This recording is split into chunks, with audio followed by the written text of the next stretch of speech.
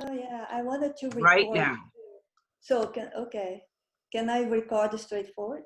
Yeah. We are recording right now, Anthony. Okay. Hello, everybody, and welcome to the October 2018 edition of Consciousness Hour. Many of you will recall that I used to do another podcast many years ago called the Peake Experience, which I started, I think, around about 10 years ago, when I worked with two American friends, and we did a series of fascinating interviews. But one of the interviews we did was a particularly good one. All of them were good, I have to say, but this one was particularly interesting because I had the opportunity to interview somebody I have admired for so long, a guy called Andreas Mavromatis. And the reason I'd been in contact with Andreas, I'd read his book on hypnagogia many years ago, and quite by chance, I did a book launch, funnily enough, in central London at Watkins Books. And there was this Greek gentleman in the audience. And after I'd finished speaking, he came over and introduced himself. And it was Dr. Mavromatis himself. And it was probably one of the most amazing sensations of my life because he was one of my intellectual heroes coming along to listen to me talk.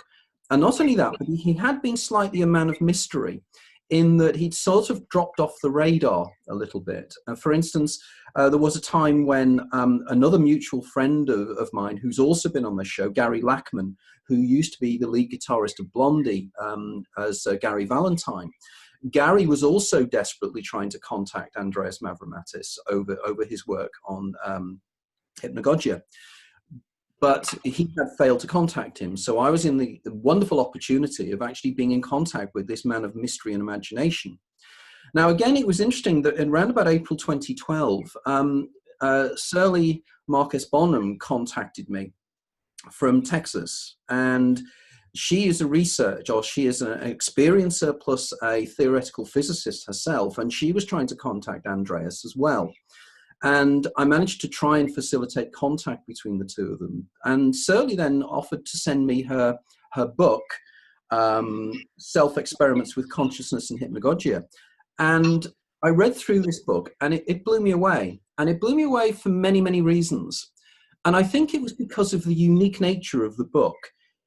Her book works like an autobiography, which it is, and it's about her life, her growing up in Uberlandia in northern Brazil, near Brasilia, her experiences, but also how she wanted to be a scientist and her great need to be a scientist, but also her own experiences with lucid dreaming and hypnagogic imagery and other allied phenomena. Now, to me, this was a fascinating background because she is a recognized expert and did postdoctoral research into relativity.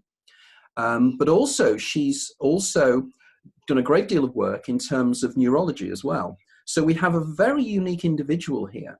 And I was delighted when Sirley agreed that she would become a guest on this show.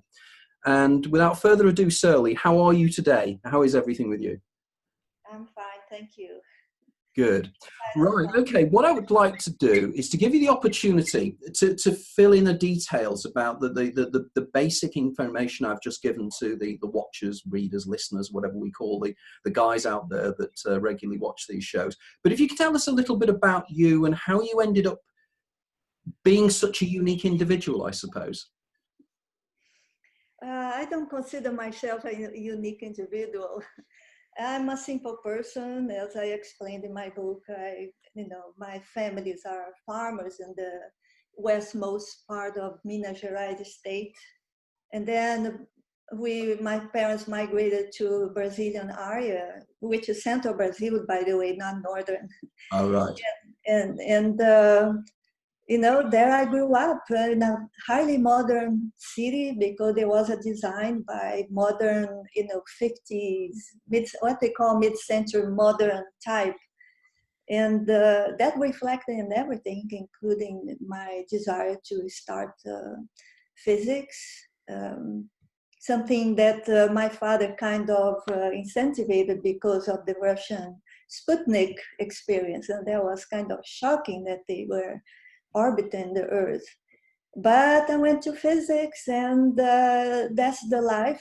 Some new people were just arriving from the United States, and there were new air in the area. So it was kind of exciting. the other part is, you know, the tradition, the culture where I grew up with, means the ones on the farmers and the stories, you know, the ghost stories and spiritists are highly common in Brazil. So, and my father curiosity and a little study of the esoteric part of, you know, that's more European than anything else. Though the Americans through Max Heindel, which what he contact with in São Paulo, brought, you know, a little more modern, but not so. It, you know, if I read it now, I find it just like still a 19th century minded way to express.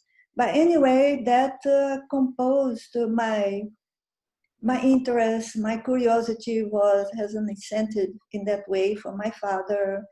The stories that I heard about and the influences, the environment, you know, the spiritism, the work in Brazil that's very popular. Also, you know, it flavored the whole thing. I don't write very much about it, you know, in my story because I restricted that just to the first chapter. I didn't want to be a biographical thing completely, but writing how my interest, you know, to be a scientist, and but join it with this other interest, which is kind of spiritual, but at the same time is nowadays is viewed more like a consciousness thing. Nowadays we don't talk about spirit very much, right? We talk about consciousness. It's more up to date, fashionable somehow. And so, but you know, the bottom line, the mix that compose my personality comes from all this background. So that's why I introduced the esoteric part, the spiritism part from Brazil, you know, from Brazil because that's quite specific the way they deal there due to African influence, the religious influence brought to the Africans.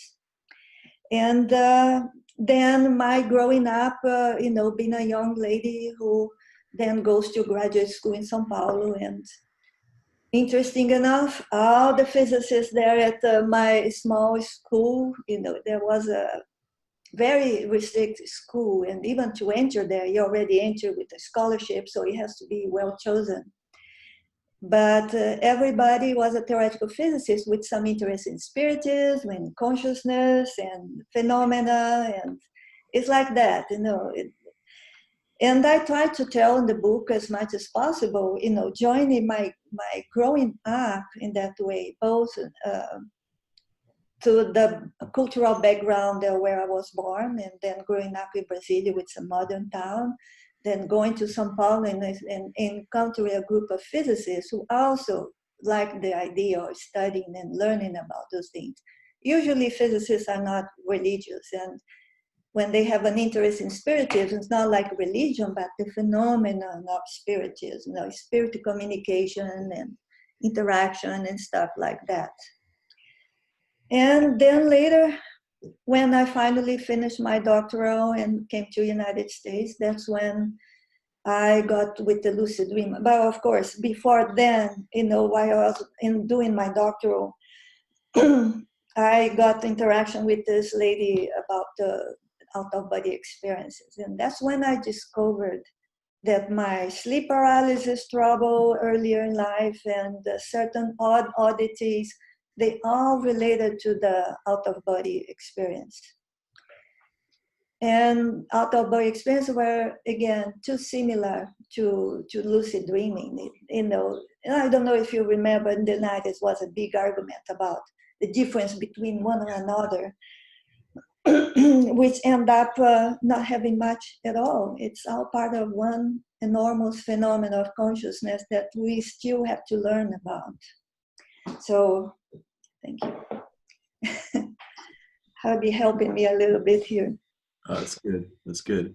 Yeah, because it was fascinating when in your book you discuss about your father and the way he was quite interested in theosophy and also the Rosicrucians as well, which to Max Handel, not theosophy. Theosophy I learned Not later. what is it? AMORC. Are they the American group? It's Amor. Mark, no, that it was the Rosicrucian. The Mark is a separate branch from Rosicrucian, or a completely different area. Maxwell Handel started a group in California, completely separate. And then later, I think to his wife, he became more religious. But the group in São Paulo actually reject the religiosity quite much. And they, even though they still keep Christianity, more like what I feel nowadays is kind of a guilty feeling that they have to include Christianity in the story so that they make it reliable. You know, perhaps as a way to attract more people.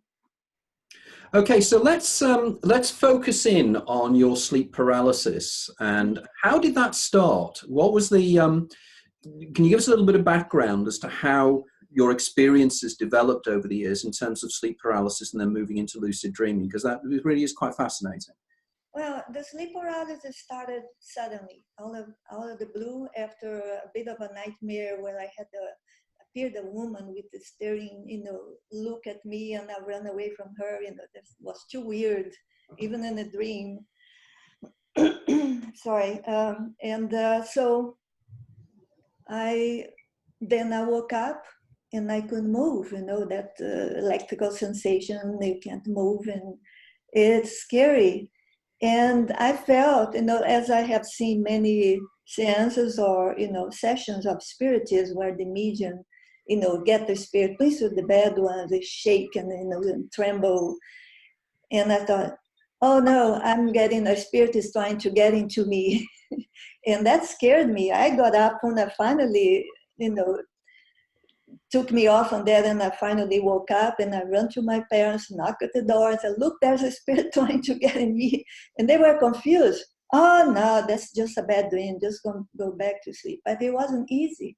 Every time I tried to fall asleep, it started over again. And I got scared. It took quite a long time before I finally fell asleep without feeling the vibration and those electric-like sensations that sleep paralysis bring about. So, and that was about it. I never had it again, except some oddities and dreams where I was in the equivalent of high school there. But after I entered university, because it was far from my parents' home, you know, it took quite a long time, and I would get home tired and couldn't, you know, manage to pay attention in my studies. So I'll go sleep and get up early at about 3 or 4 o'clock and start studying until I finish. And then sometimes I finish early, go back to bed and take a little nap. Well, hell, that's when the trouble started again. And of course, I knew nothing about this thing. And oh, hell, there I go again, you know, all those electric sensations. But, you know, it saved me that I didn't have any other visual that people frequently have or seeing the low-level spirits. Mm. And it was more like my brother's trouble with the perfume, you know, thrower that they used to have this in the Brazilian Carnival. And, you know, as recently as a couple of years ago, he told me the story of the spirit. He was sniffing there to feel the high. Then came that horde of spirits out, you know, trying to suck the energy of this haziness from him. And he said he stopped because, you know, every time he took it, he would see all those people trying to get the thing from him. You know, oddities like that. And it's funny that a physicist had to talk like that. But that's a fact. It's a story. It's my brother, what he says. And he's not religious or anything. He's a computer specialist. So when he tells the story, I believe him. And you know, the first time he told me, actually, he only said, oh, I seem to feel, when I put the perfume, I felt like going backwards out of my body. And I said, oh, really? And so it was only recently he told me the whole story of all the spirits and trying to suck a thing out of him. Weird, I know, but that's how he tells the story. So I told him in the book at a certain point, I don't know if the version that you got, because I added that later. It Yeah, was, I think so. You touched upon it, I think, but only touched upon it in passing. Because to me, the whole thing here of experience and hallucinations is something that we really are not approaching in the right way. I don't know if you've read any of my work, but in my latest book, Opening the Doors of Perception, I discuss in great detail when we talk about somebody having an hallucination, what are we really talking about here? You know, what is an hallucination? It is effectively the technical definition will be you are seeing something that is not in the external world that you're not sharing with somebody else.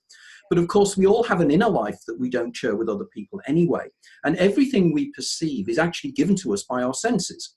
And therefore, our senses can modulate whatever external reality is in a way internally to create this kind of internal scenario of what reality is.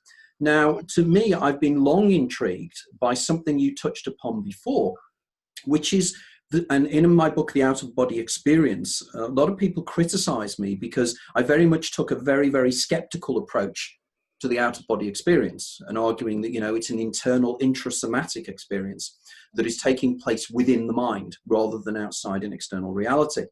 But clearly there is more to it than that. And then we have this kind of continuum between lucid dreaming moving into out-of-the-body experiences, which has never really been clarified to me as to how they overlap and everything else. So what is your opinion of the overlap between lucid dreams and out-of-body experiences? How do you define them as being different or the same? well, to begin, I think I would like to, I was very, very puzzled when Thomas Campbell mentioned that he had abandoned the way everybody does lucid dreaming because you tend to have your mind fuzzy, which is true. It's very hard to keep awareness, which is the same problem lucid dreaming. You have to pay attention, you have to, you know, really be into it so you don't lose it and get to that automatic part that's the mindless dreaming. But, and then I thought, wait a moment, you said you don't do out-of-body experience anymore? No, because I can do that, you know, even while I talk with you. And, you know, Thomas Campbell is a physicist. He worked with Robert Monroe. And he has now a different way than even Robert Monroe did. Well, so, you know, that is one point. We don't have all the information that we need to know.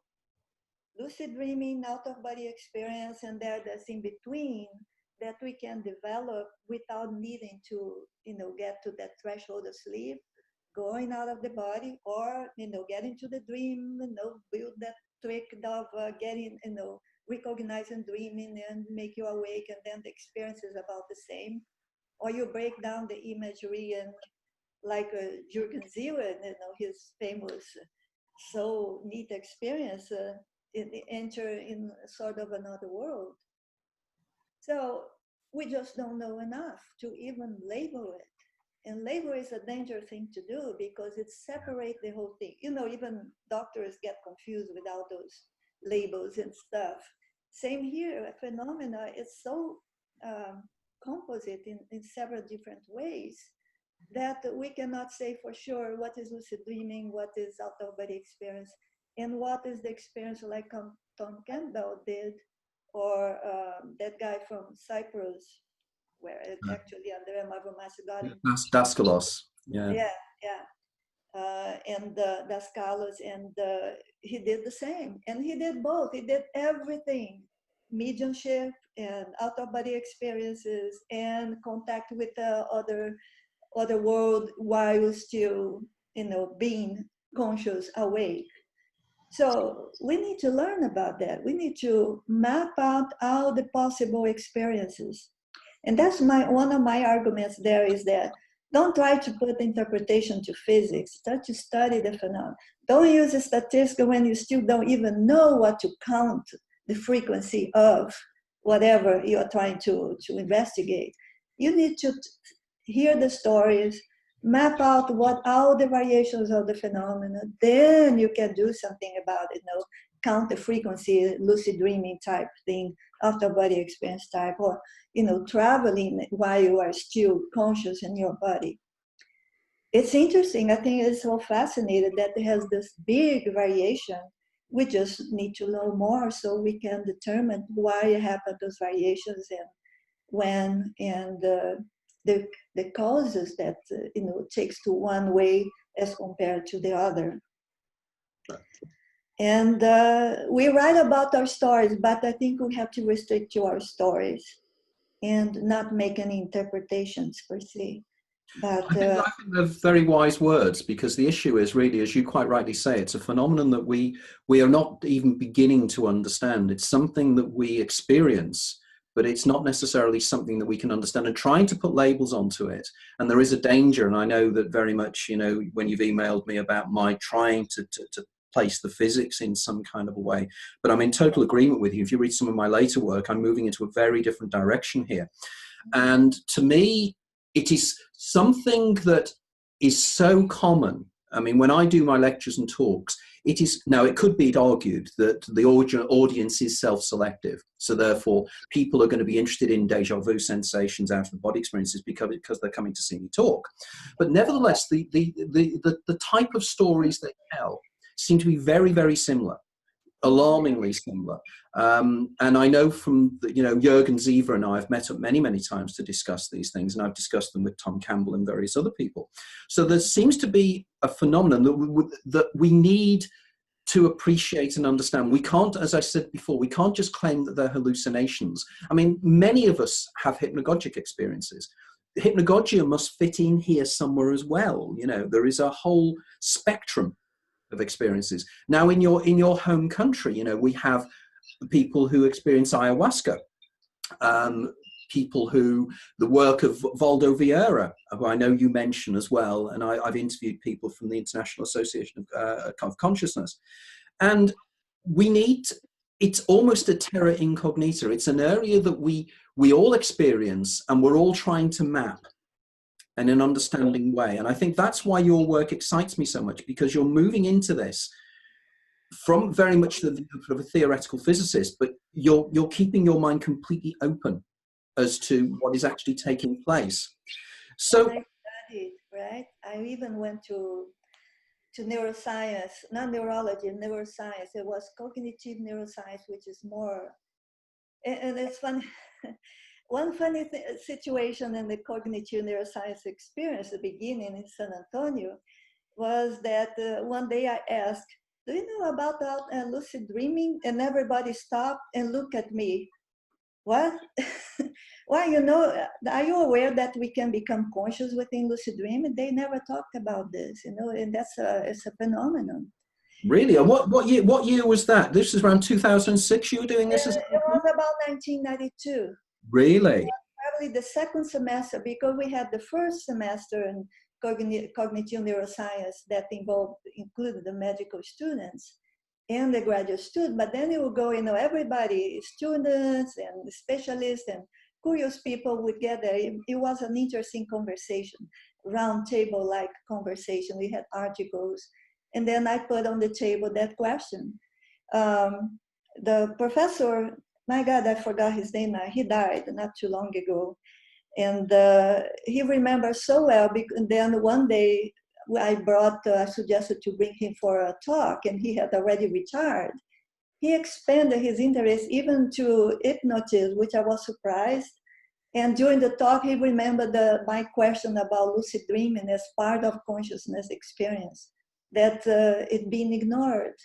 So you see, and my attempt, going back to the line of thought, my attempt to get into neuroscience and cognition and all that was to learn another phase of knowledge, or human knowledge, that understands the brain.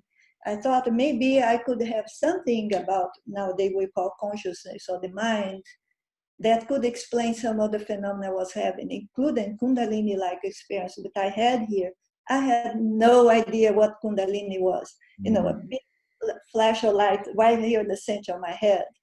It blew me away. I didn't know what that, and I spent some time searching for that. And that is not within the consciousness experience that people talk about, unless you are into yoga, unless you practice meditation. And I didn't, I wasn't into yoga. I was too busy, get into my life, as a physicist to do that. And So, isn't that the absolute proof of the pudding, though, as we say in the UK, in that you were describing here a Kundalini experience that you would not have known about. So it's not as if you've read about it. You are describing the pituitary pineal breaking out and the light experience that you couldn't have known about. And this is the thing that intrigues me. How can we not say that these experiences are in some way objectively real when people consistently describe them without being led to them?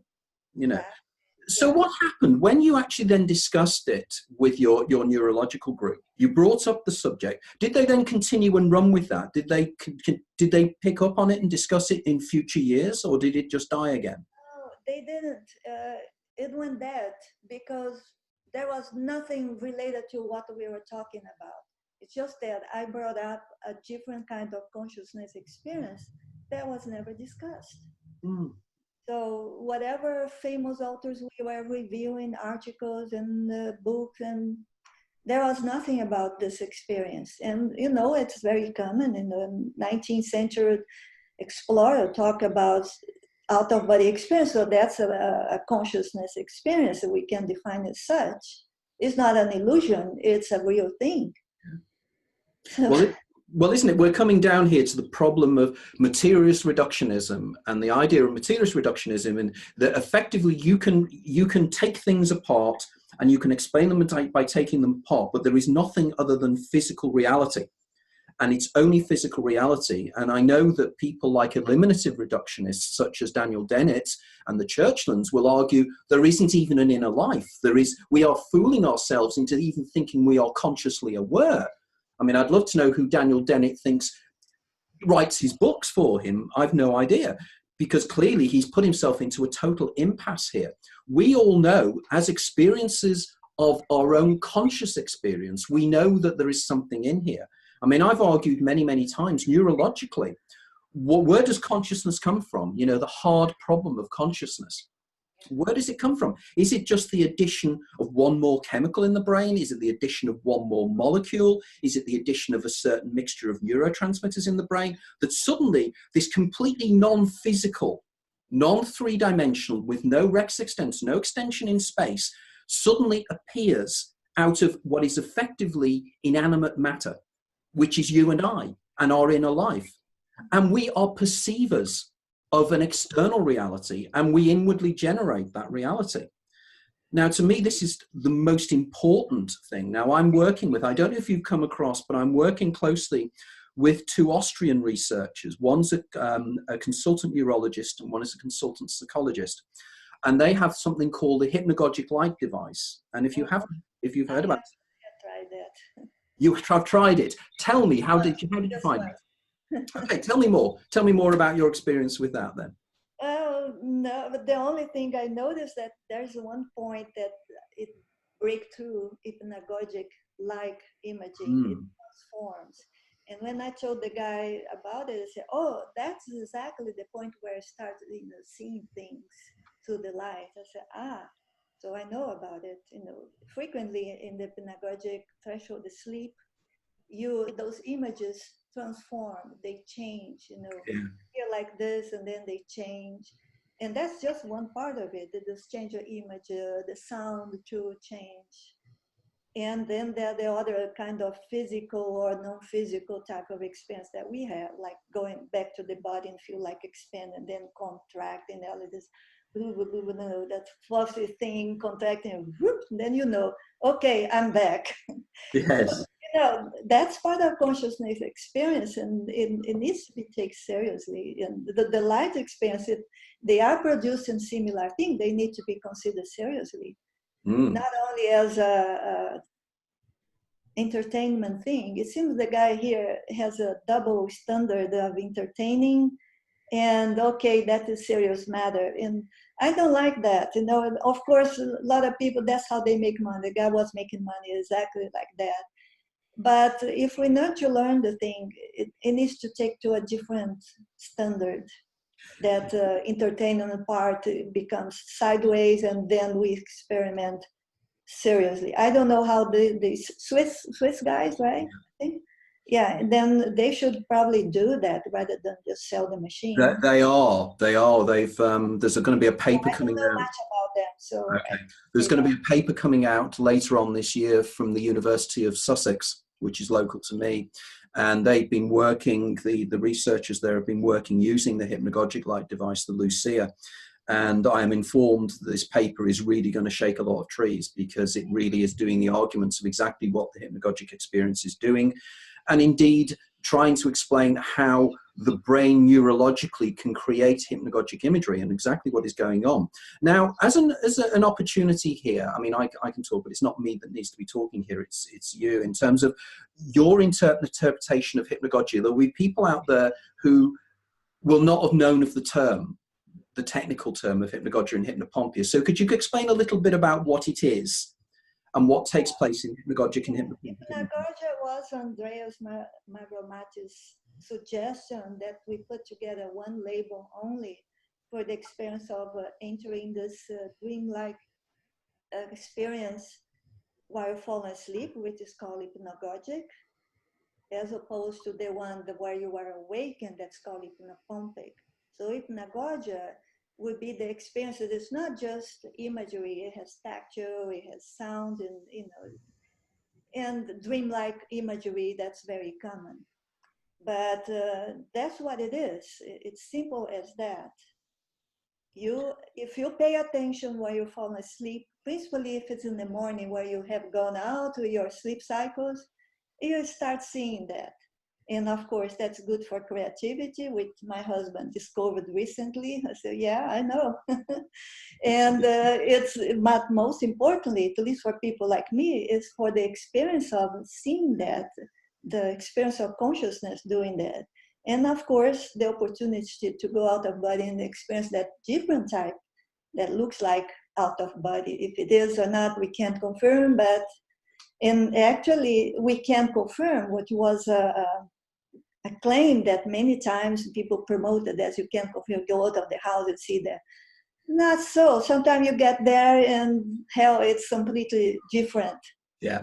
The formations and situations. And I have a friend who said he would go there to the park and sit there, okay, I'm out of body in my town. Suddenly, out of the blue, there comes a ship sailing the main street. It got a shock so deeply he didn't want to do that for a month or so.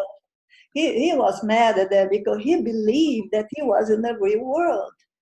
It wasn't. Somebody played a trick on him, playing a little game on him. This is the thing, isn't it? That if have you read any work by Robert Wagner at all? Yes. Okay.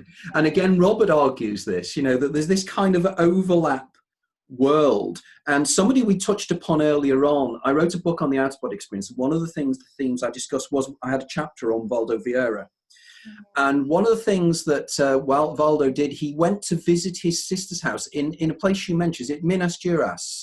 I'm never, my Portuguese isn't that good, but he traveled from Sao Paulo, I think, to his sister's house. And when he was there were things that were right and there were things that were wrong. So there were certain elements of what he'd seen in his out-of-body experience that was absolutely correct, but others that weren't. And this intrigues me, because if you read Robert Monroe's work as well, and particularly the work Robert Monroe did with Charles Tart, whereby, again, there seems to be this kind of bit of central consistency, which is like part of consensual reality. But there are these kind of jokey things that happen. And as Robert Wagner says, he said, who is the bricoleur? Who is the person that is creating these scenarios?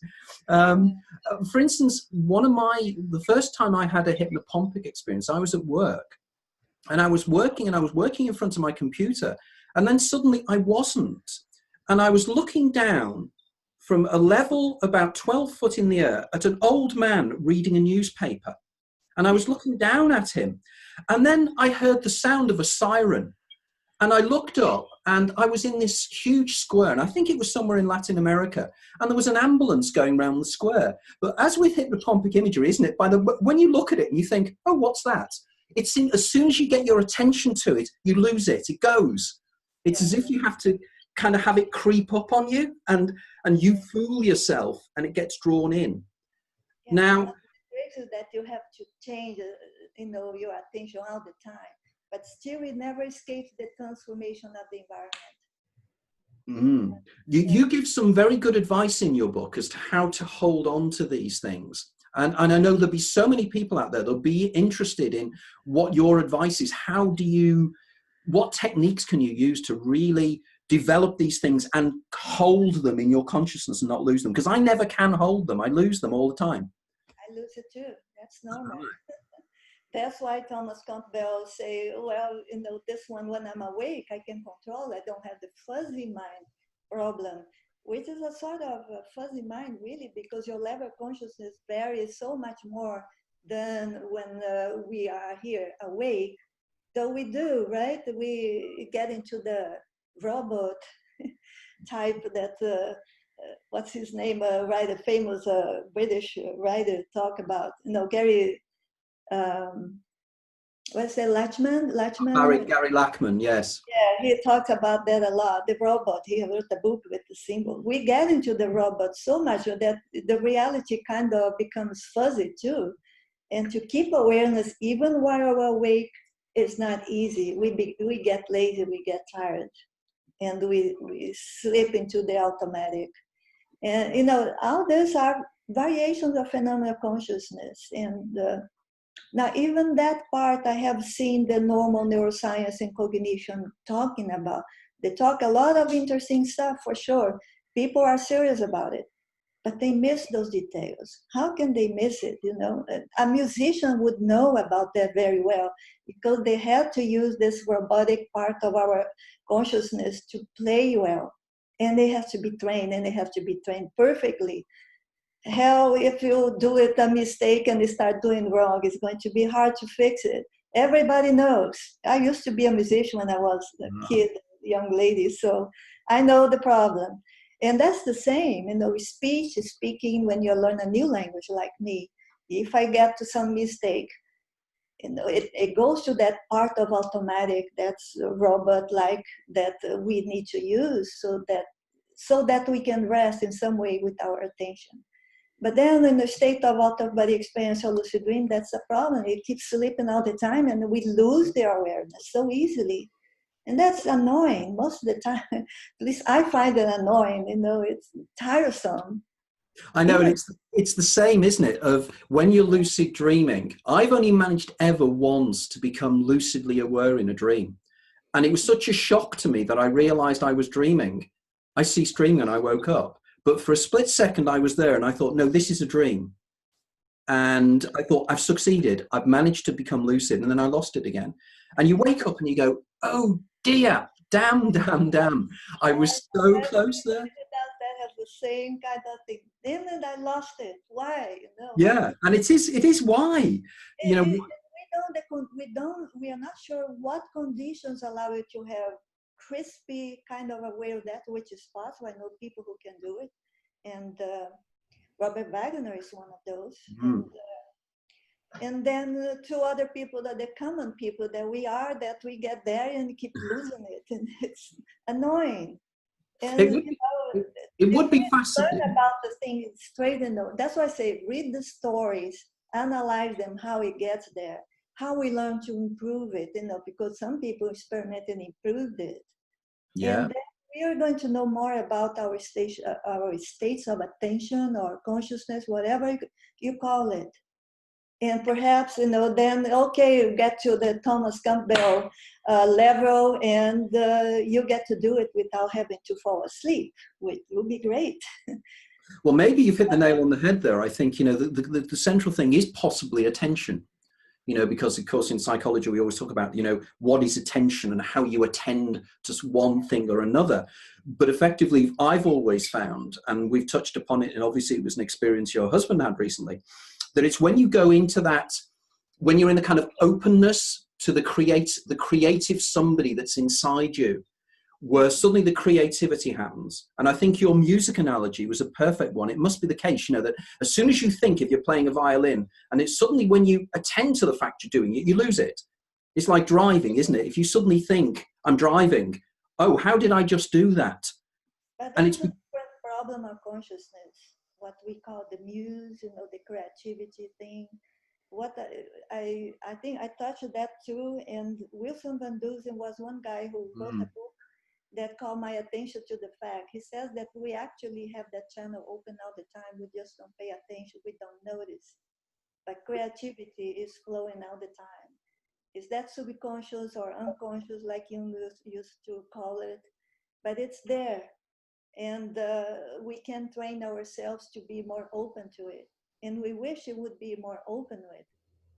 And then the scaloscope that we can actually develop to be a super consciousness. And I think the possibility is amazing. You know, I wish I could get to that. You know, I don't even know if the Scalos was that level, though he had a lot of skills. And it's a pity everybody get old and die, right? We cannot keep them to teach us. I know.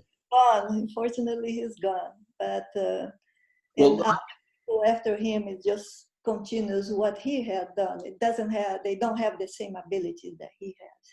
Well, I think it's so important, isn't it, that we do that? I mean, I don't know if you've read my latest book, Opening the Doors of Perception, but because in this I take Aldous Huxley's 1954 book, Opening the Doors of Perception, and I expand it, taking into account modern neurology and modern understanding of the mind-brain interface, and suggest, and I come up with something I call the Huxleyan spectrum, which is the idea that the doors of perception become more and more open as certain neurological channels develop. And I genuinely believe, I think it could be something to do with endogenous dimethyltryptamine. And I think that there is sufficient evidence to say that the brain or the pineal gland actually releases under certain or synthesizes from melatonin what one of my fellow writers calls metatonin, which is endogenous DMT. And when the DMT is within the neurological pathways, I mean, I don't know if you come across the trace amine associated receptors in the brain that seem to be designed to work with dimethyltryptamine. So they've already discovered the receptor sites. But of course, it is only recently, with the work of a lady called Jimo Borjigin at the University of Michigan, and she's actually discovered in the brains of the pineal gland of live rats, they actually discovered dimethyltryptamine for the first time in the mammalian brain. So now we do have direct evidence that dimethyltryptamine is a neurotransmitter. So if we take it and extrapolate from that, as Rick Strassman says, is DMT actually our reality modulator? And is it this which we need to attune into in some way?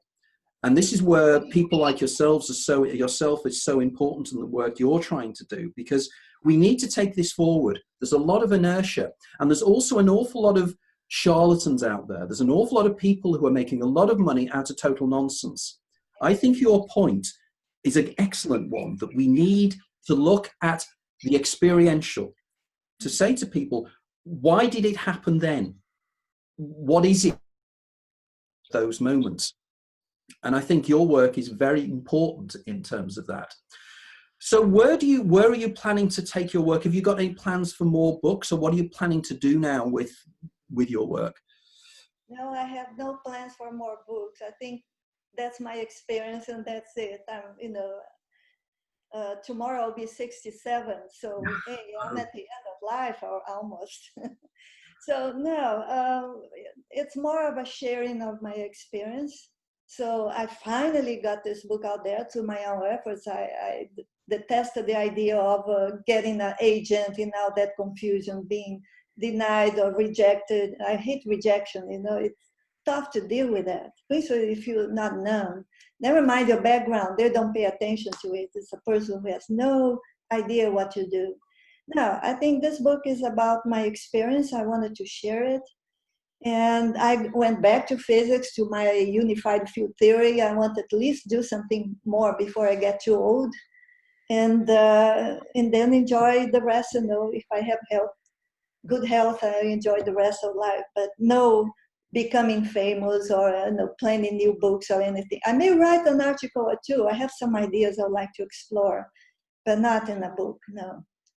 Okay, so too much work, and it's the making of the book that's complicated. So in terms then, I'm interested, because it's very unusual to actually get a theoretical physicist that I can actually talk to like this. So where do you think theoretical physics is going now? Because we seem to be at some kind of, I feel that theoretical physics in many ways is almost like it's become almost like, you know, the epicycles that were created to actually explain retrograde motion in the outer planets. And I sometimes feel that theoretical physics, we have this huge mismatch between relativity and quantum physics, and the way if you plug in the maths in quantum physics, you get infinities.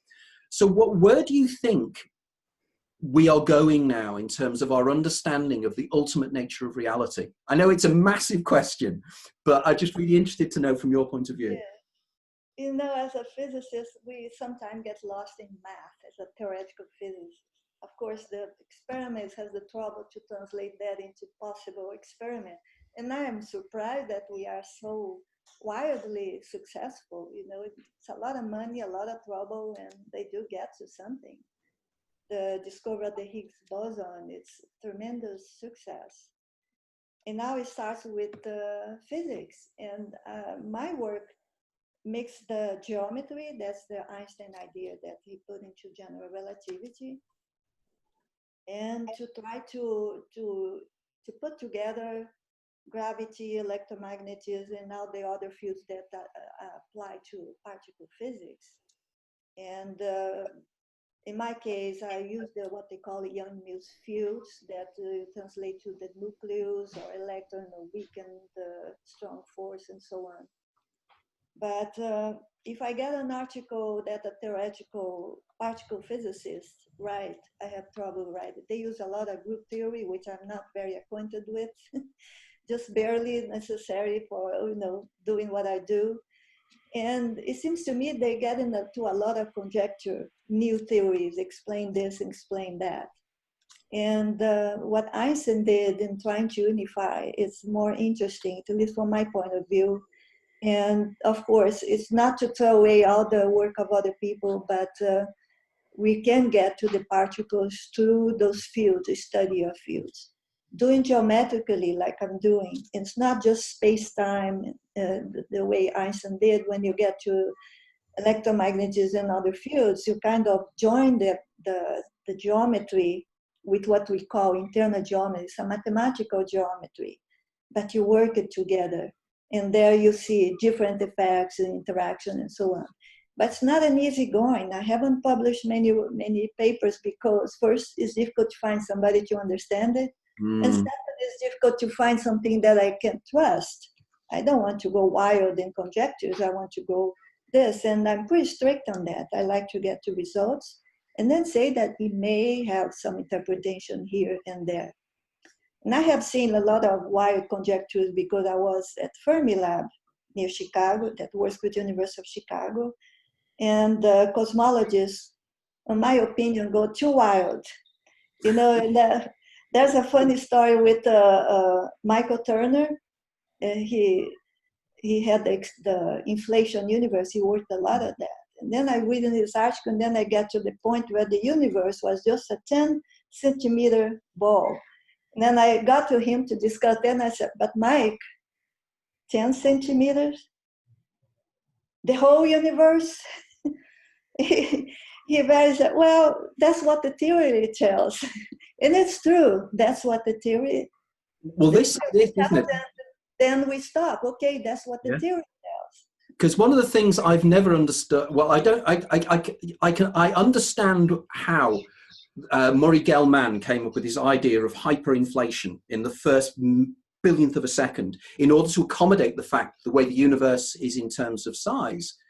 But there is still this huge mystery because it's almost like, do you know in English you have these things, Rudyard Kipling had these things called just so stories, how the elephant got its trunk and things. And it almost seems as if a lot of the physics we're using now in terms of cosmology, in terms of the Big Bang, is we are coming up with stories to accommodate the things we see or affect. Like renormalization is something I've tried to understand how renormalization, it seems to me as if it's kind of, we're getting quite technical here, I know, and I'm sorry for everybody listening in here, but renormalization just seems to be, you plug the numbers in and you get the answers you want because that's the answers you want. And we're not really going back to the brass tacks. I mean, did you come across the work when you were doing the studies of Einstein and everybody else, the work of people like David Bohm? Oh.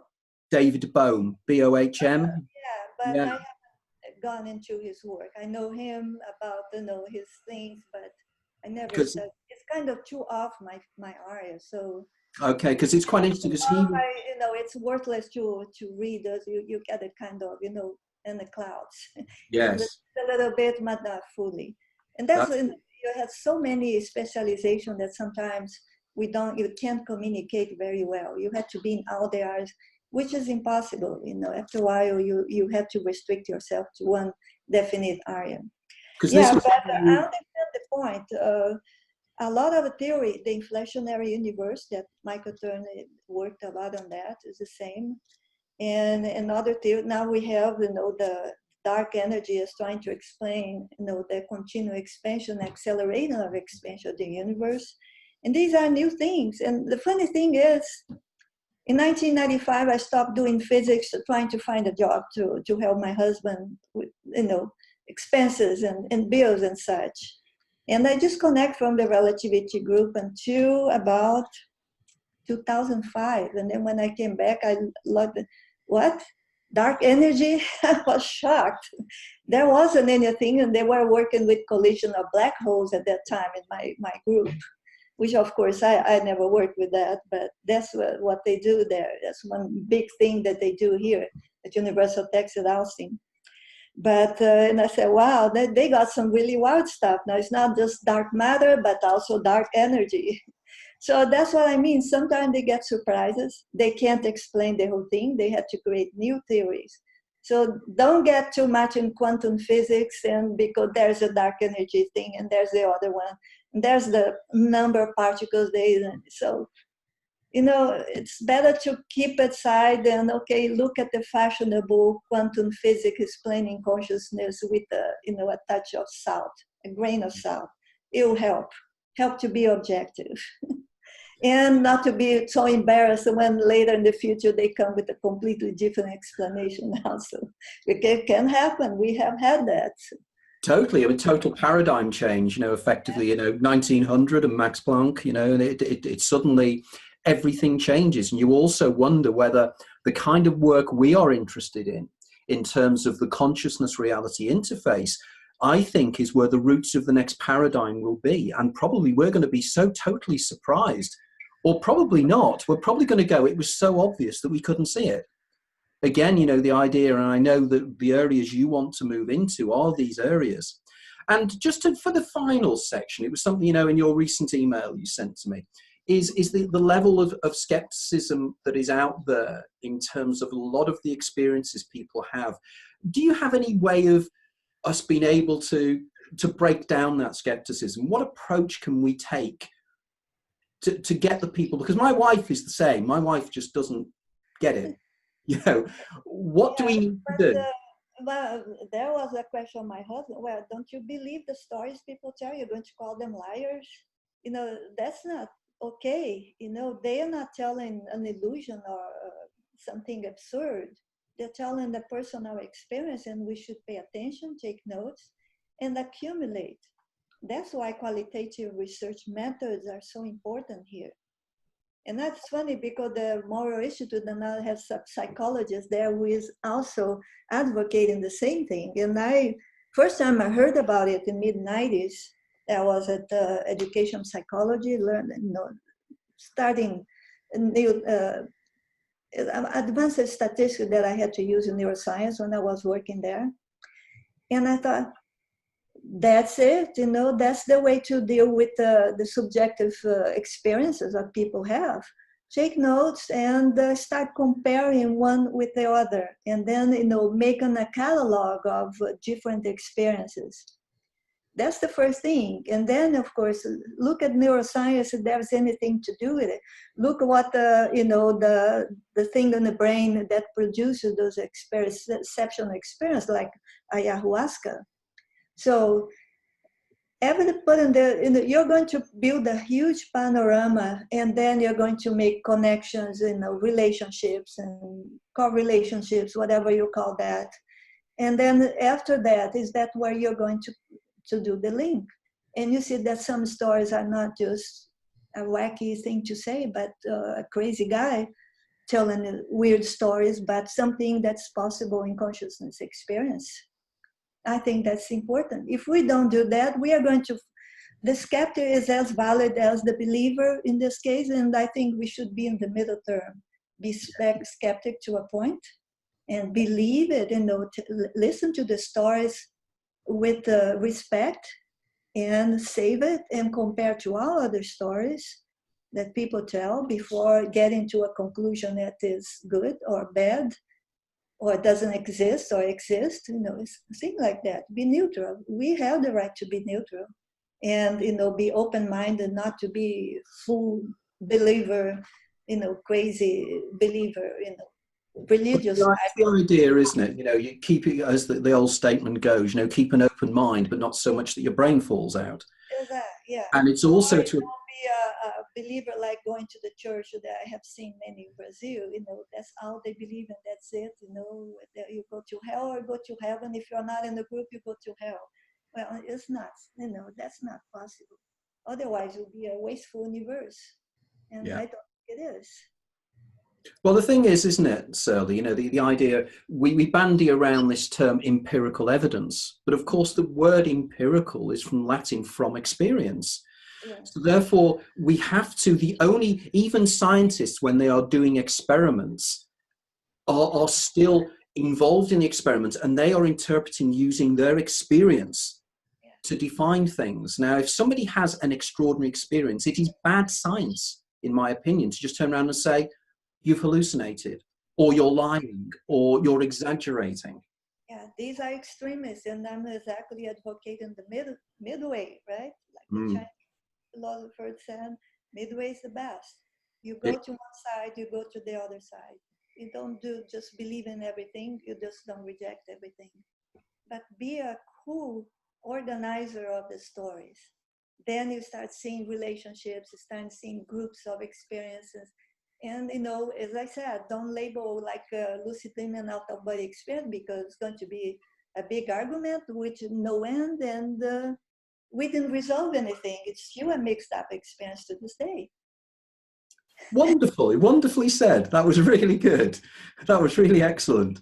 And a perfect way to get towards the end of the interview. Now, how do the listeners or the viewers get hold of your book? Can you give them some information as to how they can find it? Because I'm sure there'll be a great deal of interest. And guys, this is a great book. It really is. So, yeah, I published to the Amazon, so they can get either Kindle or the print book.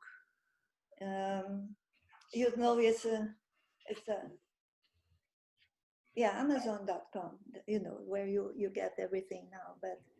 Books, that's what it was published. Great Space published the print on demand. So you can always get the print copy and the Kindle copy. I don't sell in libraries. I know if they send it to libraries. My voice is breaking today. It's all right. If they send it to libraries, it would be, independent from the libraries. That is just an online kind of sale. Good. And I haven't started promoting it today, which this interview is my first official promotion of the book. I haven't, and I told you I'm, moving and starting a new life. I have done a lot of work. Even my physics is going slow, like lately. Hopefully we start moving again in the right direction. Excellent. That's wonderful. Well, thank you very much. You've been everything I expected of the interview. It's gone extremely well. I can't speak from your opinion, but I've really enjoyed it. And I just feel that we've scratched the surface, and you and I probably need to have another Skype chat just together to talk through certain other themes that we touched upon as well. Yeah, that would be interesting. And I thank you for giving me this opportunity. I think that's important.